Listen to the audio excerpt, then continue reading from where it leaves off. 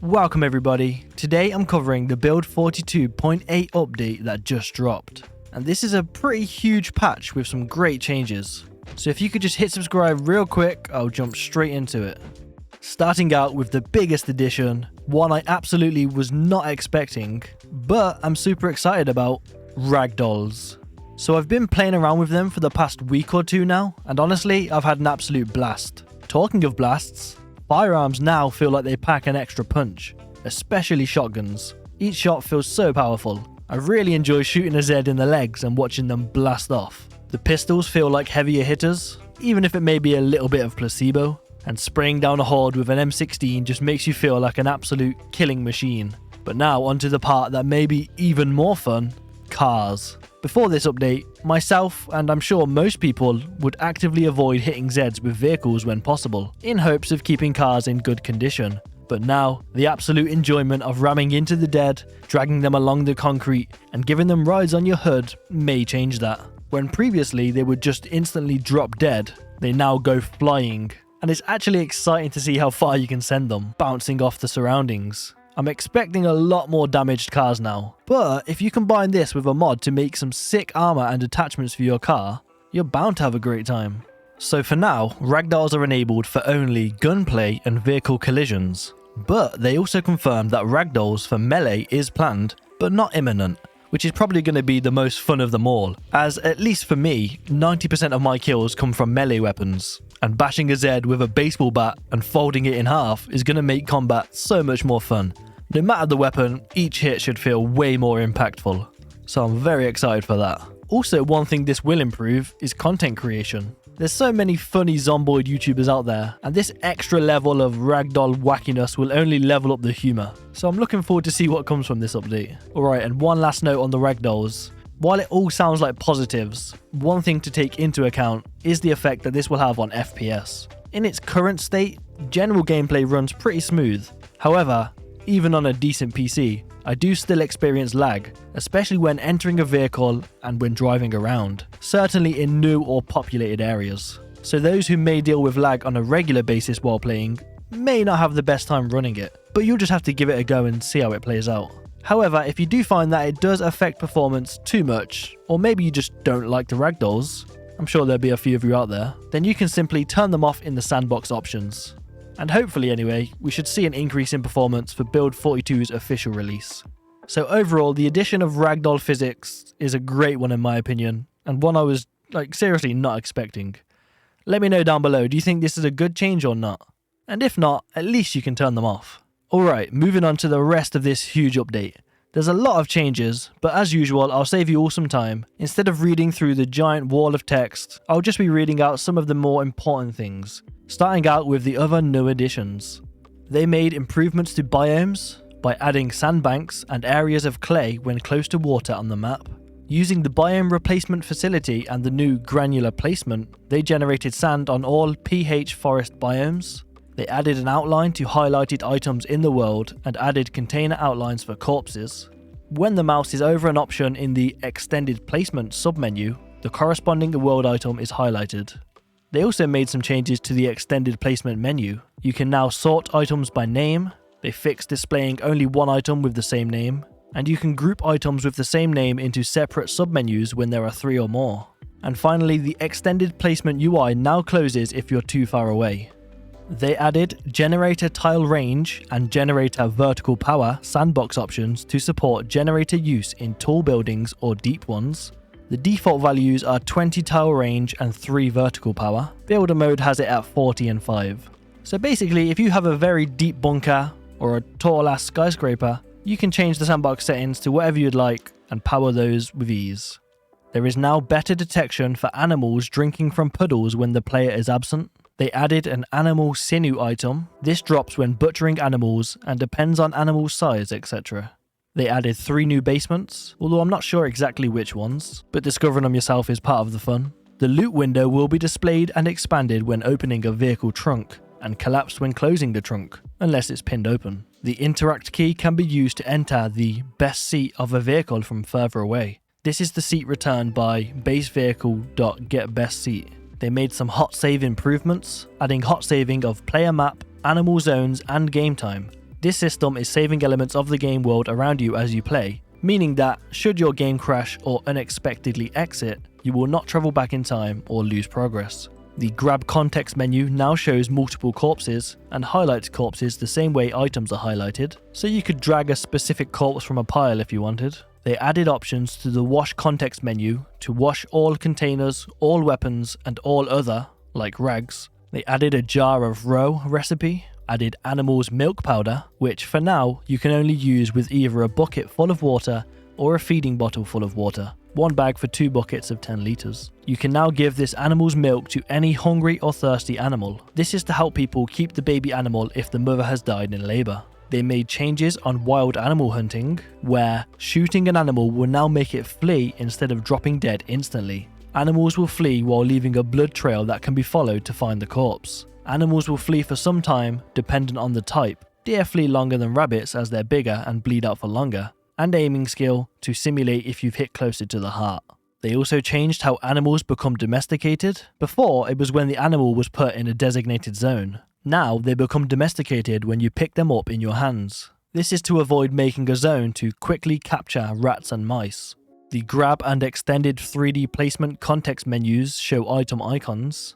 The C button / key in the in-game map pans to the player's current position instead of instantly jumping there. Oh, well, that's one shortcut that I've just learnt. They added eternal / disabled options for time and weather to the sandbox menu. Added sandbox options, day-night cycle, climate cycle and fog cycle, endless day and night cycle, endless or disabled rain, snow, storm or blizzards, and endless or disabled fog. They also added colour of highlighted world items rendering option to replace the hard-coded item highlight colour. So if you want to be fancy and do some colour customization, you can. When performing actions like taking pills, reading items, using a lighter or matches to light a cigarette, drinking from a container, or eating part of a food item, if the item is not in the player's main inventory, the character will try to return it afterward. Does not work for characters with the disorganized trait. Now that is an amazing quality of life one, because I've seen quite a few people moaning about that recently. And rightly so, it's annoying to have to drag it back into your backpack or whatever, so I'm a huge fan of this. When lighting campfires etc, the item used to light the fire, such as a lighter, will be returned to the container of origin. The disassemble furniture cursor will highlight objects using the bad highlight colour, similar to the disassemble context menu. Blocked door and locked door sounds now play when the player attempts to pathfind through a blocked or locked door. They added new vehicle sounds for collisions with foliage. Firearms that spawn as clutter will have their ammunition and magazine status randomized. When eating food and an eating utensil, i.e. a spoon, fork or spork, would change the eating animation, speed and benefits, the timed action code will search the player's inventory recursively through all bags for a utensil, not just the primary inventory. So basically a spork in a fanny pack or backpack could be used. And by the other logic, surely that should be returned right back to it, which is nice. When multi-tile objects with containers are removed by being sledged or thumped, all contents of all containers of all tiles will be dropped on their tiles square. Some new clothing items added to appropriate zombie outfits. They adjusted the lerp function when driving on grass to make towing a trailer on grass easier. They also lowered the center of mass of the animal trailer to reduce tipping, though aggressive turning at 40 miles per hour can still cause flipping. They added a propane delivery step van vehicle and a new animal animation for raccoons lying down. They added generic action animations for mixing fluids, also adding a progress indicator when adding fuel to a generator. Vehicles are now considered visible to the player if any square overlapped by the vehicle is visible, which is a good change because sometimes just the tiniest tree will be covering a car and it's completely invisible, which obviously doesn't make sense. Now, while seated and left mouse button is held, the character can look around within a 20-degree arc. Gamepad just uses standard look, no button required. Moving on to the blacksmithing section. They added a missing craft recipe to make a carpentry chisel. They added a craft recipe to forge a wrench, which finally gives the calipers some functionality.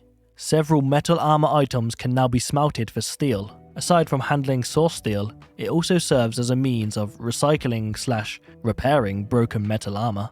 Players can now craft copper, gold and silver hurricane lanterns, which is just a flex in my opinion. Several blade blacksmithing crafts will accept blades of an appropriate size and tier as an input, instead of a metal bar. You could use a hunting knife blade to make a new hunting knife blade, or a long spear blade instead. This serves as a means to repair damaged blades, as well as being something people would do in real life, to repair items or repurpose their material. Next up is Tailoring, where they added a craft recipe and item for crafted ammo straps, both shells and bullets. Normal, non-crafted ammo straps can be black or brown, crafted ones will be brown. They added new furred long coats and jackets. The recipes are in the Cowboy Tailoring Recipe magazine, and it's known by characters with the sewer trait. They can be researched and are in the survival schematic recipe pool. They added a sinew thread item. Sinew thread is one of the materials that can be used to make twine. Many leather, hide and armor recipes, but not all, there's some allowance for wilderness scenario starts, now require sinew thread and not normal thread, so you gotta get hunting. In addition to being a requirement for some crafts, sinew thread can be used in lieu for thread in other tailoring related craft recipes. Tanned and furred animal hides that are large and medium sized, adult cattle, swine, sheep and deer can be cut into half, and for cattle, quarter pieces. This is so they can be rendered into smaller pieces for crafting smaller leather hide items without wasting an entire hide, such as making a hat or a wallet from a cow's hide. They added items and craft recipes for the player to make leather masks, elbow pads and knee pads. They also added the items and craft recipes for crafting fanny packs out of tarp pieces, and they added a tarp piece item and a craft recipe to cut a tarp into pieces, like they did with the leather. And they added items and craft recipes for tarp sling bags, sacks, hand wraps, foot wraps, hats and frame packs. Alright, and the final section of new stuff is general craft. They added the recipe and items for carving bone and wood dice, added a craft recipe to untie sheet ropes, added several researchable recipes for crafting progression to multiple axe and axe head items, added a craft recipe to carve wooden cutting boards from a plank. They added items and craft recipes for making a prison/improvised lighter from a battery, tape and steel wool, aluminium foil or electrical wire, as well as recovering the battery from the lighter. They added a craft recipe to craft a wall trophy item from a stag's head, added recipe magazines for several new craft recipes. These include Real Gladiators, Leather Crafts and Cowboy Living to teach some leather tailoring recipes, herbal remedy growing, medicinal herb growing seasons, and homemade explosives. They also added a tailor profession, but even better than that, they added a toy capgun pistol and rifle, and their ammunition. These still need custom sounds and currently use the 38 special revolver sound effects as placeholders. Now that might sound kind of useless, but the reason is, they added a zombie outfit for Wild West Town law enforcement, as per the flyer. Zombies in the Wild West Town law enforcement or outlaw outfits can have capguns on them. These were used in performances. Harmonica and whistles are now visible when blown. They added fish guts and roe. They added a glazed ceramic teacup item and updated kiln recipe. And they added a filled model for the ceramic teacup. They revised the categories for craft recipes by reducing the number of categories and fixing confusing categorization. They made a lot of UI changes with this one, a lot of it focusing on making the building and crafting menu a lot less confusing and overwhelming. They added player craft history class to track craft and build history, added recipe sort modes by recipe name, last used and most used. It will now display corpse icons in the grab context menu, display item icons in the vehicle install part menu, display microwave or stove icons next to turn on and off settings context menu options, display the light bulb icon next to the turn on or off context menu option for light switches. Stash maps are displayed as icons on the world map. Clicking a stash map icon displays an overlay with annotations. That sounds cool. They added a brightness slider to the in-game map under options, which hopefully means we don't get flashbanged opening the map in the middle of the night now. In the Animal Designation Zone UI, highlighting an animal in the list will outline the animal in the world, unless it's inside a chicken coop. Okay, that's all of the new additions. The next section is balance. Snow now fills rain collectors and items with water, slower than rain, which is a great and obvious change. It also removes the need for the mod that does that too. Gasoline now will evaporate much slower. They adjusted some fundamental blacksmithing crafts to accommodate forest scenarios. They simplified the craft recipe for breaking large stones into stones so it will be easier to perform in the field. They removed the following items to streamline blacksmithing: small armor plate, iron rod half, iron rod quarter and iron slug. There are changes to some low-tier tool blacksmithing recipes to make them more flexible in their tool requirements. Characters can now do actions while opening doors, climbing through windows or fences, and toggling curtains and hutch door. I like that. They adjusted a couple of blacksmithing recipes for consistency, added smelting properties to several items, and adjusted the smelting properties of some items for consistency. There are minor tweaks to some metal armor craft recipes, and they decreased the weight and increased the critical chance and max damage of the block mace and long mace. Several modified baseball bat weapons had their weight decreased and critical characteristics increased. They increased the critical chance of the large branch and several maul and scrap type heavy weapons, along with long branch cudgel weapons. They updated base health and skill based health for fences and walls. Gasoline evaporation is now modified by day length. Many more leather tailoring craft recipes need to be learned and researched, etc. Hammers being used to construct tiles now degrade half as fast as they did previously. They limited the casting range of the fishing rod. Well, they've clearly never seen me cast before then, because I send that thing flying. And improper completion of fishing is now more punishing. They balanced the fish sizes, reduced the growth time of flax, rye and wheat, and now the hide jacket craft has a chance, depending on tailoring skill, of producing a jacket with a slightly nicer texture. Certain non-weapon items may have their condition randomized when spawned as loot. This includes items that are weapon parts, such as sledgehammer heads in the trash, as well as items that are intended to have their condition reduced from being used as tools and tool parts. They reduce the intensity of tool damaging from being used in several craft recipes that would be more easygoing on the tools, such as cooking, baking, and electrical recipes. They increase the durability of several baseball bat derived craft weapons. Several more armor craft recipes, but not all, require sinew thread specifically. Several crude, improvised type weapons that could use rags, denim strips, leather strips, or twine, and an ingredient can now also use burlap pieces instead. This does not apply to spears, but items such as shivs and stone axes. They halved the default maximum rat mouse population in the sandbox settings. And now the handy trait, carpenter profession, repairman profession, and engineer profession receive a +1 skill level in masonry. The cook trait, hunter trait, and chef profession receive a +1 skill level in butchering. Duct tape can be used alongside rags, twine, leather strips, etc. for some improvised / crude weapon and tool craft recipes. Now crafting stone hammers, axes, and mauls require more binding and strips than previously, but also duct tape can be used. Adhesive tape can be used alongside other bindings to craft shivs. They reduce the time required to chop firewood. Burlap can now be woven from dogbane, and they reduce the endurance drain of several heavy crafted weapons, from scaling like a sledgehammer to scaling like a wood axe. That is a lot of new stuff and balances. As always, the last section is fixes, which is always massive. However, nothing has changed and I've cut it down to a much more digestible list. They fixed the M16 full auto rate of fire being way too high, fixed an issue where plumb sinks do not provide clean water when source contains a mix of clean plus tainted water, fixed characters getting stressed from chopping trees. I actually had a discussion about that in someone's livestream chat and they weren't sure whether it was actually intentional, but I did figure it was more than likely a bug.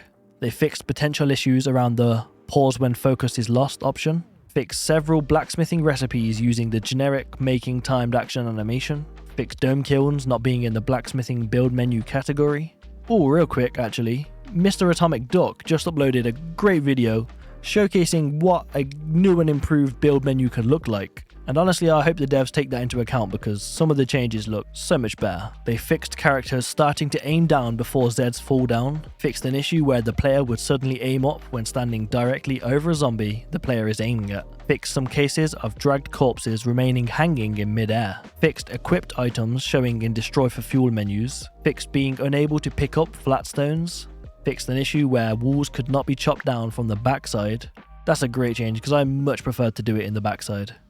What? They fixed florist step van loot issues. They fixed an error with what was supposed to prevent camouflage trucks from spawning in Louisville, having the opposite effect.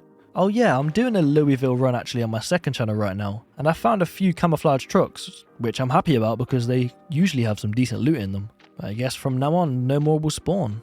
They fixed the character creation screen not updating clothing, fixed missing roads on player map, fixed highlighting hundreds of nails tanking the frame rate, fixed dry dog and cat food not giving unhappiness. What do you mean? That's like the best food possible, right? That stuff makes me euphoric. They added improved foraging loot table and item picking methods, fixed character with death trait hearing ambient sounds, fixed dropping weapons not playing drop sound, and they fixed regular zombies freezing when killed as they are vaulting through windows or fences. Some edge cases with firearms need to be addressed. And finally, a bunch of fixes for foraging fruits and vegetables. And I can breathe. That was a lot of reading, which is why I assume there's probably maybe only 1 or 2 people listening to this right now. So I appreciate you. Yeah, you, right there, listening, right now. Thank you. Now go and enjoy the update after you leave a like. Have a great day and peace.